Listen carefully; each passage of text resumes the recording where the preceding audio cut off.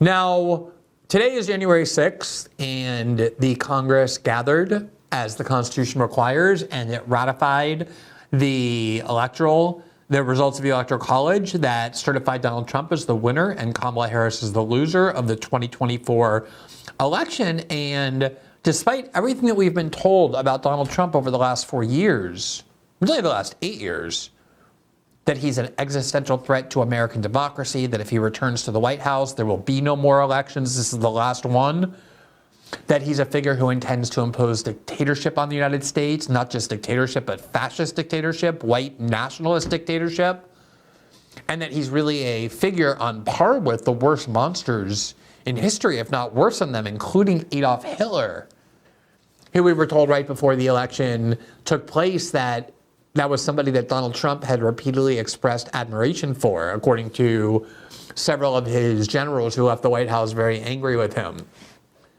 And it's just very odd to watch somebody who has been depicted as a fascist threat, as the worst human being that exists in history, or certainly one of the worst 2 or 3, who intends to destroy all of American democracy, be voted unanimously by the Congress to become the president in 2 weeks. And it's not like they didn't have options. They had all sorts of options. They could have claimed fraud. They could have ran to court. They could have done what many of them actually vowed that they were going to do, which was vote to render Trump ineligible on January 6th on the grounds that he violated the insurrection clause of the Constitution and therefore became ineligible. In fact, if you really are passionate about some threat to the republic, if you really believe in something that passionately, like Adolf Hitler is about to take power in 2 weeks, that is the sort of thing you would do. In fact, Trump's supporters showed that. Many of them really did believe in late December of 2020 and early 2021 that he was the rightful winner of the election and that there was a major theft underway to steal the election from the rightful winner and hand it to the loser. And they didn't just sit around whining about it or complaining about it and then did nothing. They actually took action, which is what you would do if you really believe in your maximalist rhetoric. And yet, is there a single person in media or in DC politics or in the Democratic Party acting as though a fascist dictator is about to take power in the United States over the next 2 weeks? Is it possible that none of them who've been saying that for this long actually even believed it? Just to give you a sense for just the unhinged absurdity that January 6th was depicted as, that we were told we should think about January 6th as being the reason why, even if you agree with Donald Trump, even if you disagree with the Democratic Party on every issue, you should still vote against Trump because he's just too much of a grave threat to our republic, as evinced by January 6th. Here was one of the views of one of the hosts of The View today, Sunny Houston, who was explaining why she refuses to allow the United States to move past the atrocity and the evils of January 6th. And here's what she equated it with. I think we need to find moral clarity, in this country. And I just remember after January 6th, you had someone like Mitch McConnell placing the blame on January 6th where it belonged, squarely on Donald Trump's shoulders. Mm-hmm. And then you started seeing people backtrack that mm-hmm. and losing their moral center. You had Condoleezza Rice, I believe, on this very show saying, we need to move on from January 6th. Mm-hmm. I say no, you don't move on, because January 6th was an atrocity. It was one of the worst moments in American history. And when you think about the worst moments in American history, like World War II, I think we need. Watch her as she tries to say this is like the worst moment in American history, and then her brain's like, wait, I need examples of what are the worst moments in American history that January 6th is like. And here's the thing she compares it to. When you think about the worst moments in American history, like World War II, things that happened, like the Holocaust, chattel slavery. We need to never forget, because past becomes prologue if you forget any race. I want to ask you. So the reason we cannot forget January 6th is because it's an utter atrocity, one of the worst events in history, on par with World War II. And she was like, some of the things that happened during she was like, no, let me be very straightforward about it. The Holocaust, chattel slavery, the Democrats had been repeatedly, and even a lot of Republicans like Mitch McConnell and others had been repeatedly equating it with things like 9/11 and Pearl Harbor. At least there they could say those were attacks on American democracy. This was an attack on American democracy. There was at least some rhetorical connection. To compare January 6th to the Holocaust and to the 150, 200 years of chattel slavery in the United States is demented beyond belief. And yet that was the level of desperation that a lot of people in media, a lot of liberals resorted to over the past, 8 years since Trump descended on the escalator, but certainly since he left office and then decided he wanted to return. Here was right before the election, October 22nd of last year, The Atlantic, with the headline, Trump, I need the kind of generals that Hitler had. Quote, the Republican nominee's preoccupation with dictators and his disdain for the American military is deepening. That's really what they tried to do right before the election, is to say Donald Trump is not just like Adolf Hitler. He has expressed explicitly admiration for him. That he was a Hitler figure, that he's basically coming not just to end American democracy the way Hitler did with German democracy, but ultimately impose fascism in the United States. No less of a person, at least in terms of stature in the Democratic Party, than Kamala Harris, said that also in the week leading up to the election. Here's what she had to say on CNN. You've quoted General Milley calling Donald Trump a fascist. You yourself have not used that word to describe him. Let me ask you tonight, do you think Donald Trump is a fascist? Yes, I do. Yes, I do. Now, if any of that were true, if she really believed that Donald Trump were a fascist, if actually the entire Democratic Party at the highest levels believed he were, you would think they would be doing something other than just acquiescing to his return to power. Here's Joe Biden on Sky News Australia when he was visiting that country in July of, actually he was at a weekend rally, he was at a rally when he was still planning on running in July of 2024. It just happened to be on Sky News. Here's what he said. Most importantly, and I mean this from the bottom of my heart, Trump is a threat to this nation.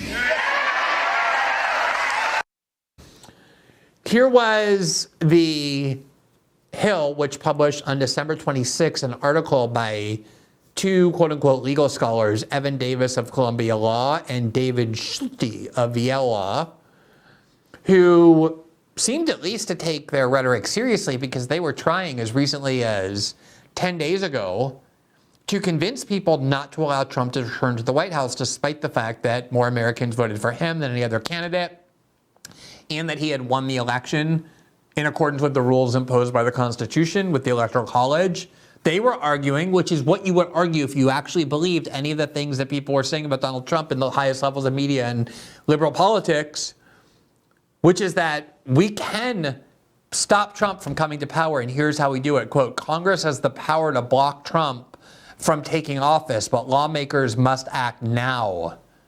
And the argument they constructed was that, you probably recall that there was an effort by the Democratic Party and by various activist groups to have Donald Trump declared ineligible to run, to have him kicked off the ballot after he had already won the Republican nomination.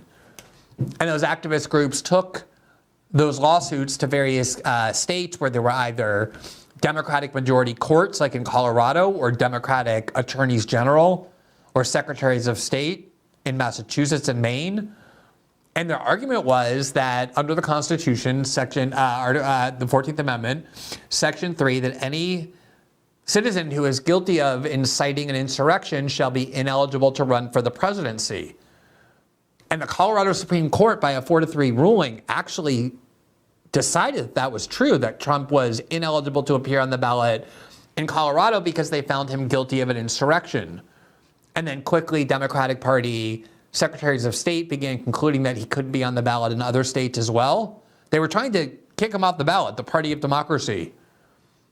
And that was when that case went to the Supreme Court, and by a 9-0 ruling, they ruled unanimously. All conservatives, all liberals, everyone in that court said that the states have no power to enforce that provision, that only Congress can enforce that provision. Congress can, on January 6th or any other time, meet and declare somebody guilty of inciting an insurrection and therefore being ineligible to assume the office of the presidency. So they do have an instrument. They have a constitutional weapon those two legal scholars had argued explicitly they should do just 10 days ago. People like Lawrence Tribe of Harvard Law School were also insisting that Trump should be declared ineligible by Congress. The argument was the Supreme Court basically said the only way for Trump to be ineligible under the Constitution is if we, the Congress, vote and declare him ineligible. And so there were Democratic Party leaders like Congressman Jamie Raskin of Maryland, who served on the January 6th committee and has become a kind of icon and hero in liberal politics. And he argued last year in February that that's exactly what the Democrats not only should do, but will do in the event of a Trump victory. Here's what he said. What can be put into the Constitution can slip away from you very quickly. And the greatest example going on right now before our very eyes is Section 3 of the 14th Amendment, which they're just disappearing with a magic wand, as if it doesn't exist, even though it could not be clearer what it's stating. And so, they want to kick it to Congress. So it's going to be up to us on January 6, 2025 to tell the rampaging Trump mobs that he's disqualified. And then we need bodyguards for everybody in Civil War conditions, all because the 9 justices, not all of them, but these justices who have not many cases to look at every year, not that much work to do, a huge staff, great protection, simply do not want to do their job and interpret what the great 14th Amendment means. And I'm glad that Sherilyn's creating her new center so we can bring that. Now, I don't know why he said that it was only some justices. I believe, and we should confirm this if we can, that it was a 9-0 ruling, that the Colorado Supreme Court and other states lack the authority to declare a presidential candidate and nominee of a major party ineligible for the ballot. Only Congress could do that. He was trying to criticize the Supreme Court. I think he lost his courage to criticize the liberal members, even though they were part of that decision. But I think the broader point is that Jamie Raskin was saying, and he's correct, that Congress did have the ability to vote to render Donald Trump ineligible to assume the office by accusing him of insurrection. Why didn't they today? Every single Democrat in the House voted to certify the Electoral College victory of Donald Trump. It's the first election that Democrats have won since 1992 when at least some Democrats in the House didn't stand up and object to the certification of the Electoral College results. Rather, I'm sorry, it's the first Republican victory since 1988, when George H.W. Bush won, that the Democrats in the House didn't, at least some of them, object to the certification of the Electoral College results. They did so in 2000, when they claimed that the election was stolen by George Bush and Dick Cheney. They did so in 2004 when leading members of Congress, including Benny Thompson, the head of the January 6th Commission, believed that Karl Rove and this company called Diebold had manipulated the voting machines in Ohio to take away the victory from the rightful winner, which is John Kerry, and give it to George Bush, which swung the election in his favor. So you had numerous Democratic House members objecting to the certification of Bush's victory in 2004. And then the next time they lost in 2016, when you had multiple members of the House standing up and objecting to certification of Donald Trump's victory, and even got a member of the Senate to go along with it. This is the first time you don't have a Democrat standing up objecting to Donald Trump's victory. Why wouldn't you? If you really believed any things you've been saying about him, especially because you have this weapon that Jamie Raskin just outlined and that a lot of law professors on the liberal side of the aisle are suggesting should be invoked. Thanks for watching this clip from System Update, our live show that airs every Monday through Friday at 7 p.m. Eastern, exclusively on Rumble. You can catch the full nightly shows live or view the backlog of episodes for free on our Rumble page. You can also find full episodes the morning after they air across all major podcasting platforms, including Spotify and Apple. All the information you need is linked below. We hope to see you there.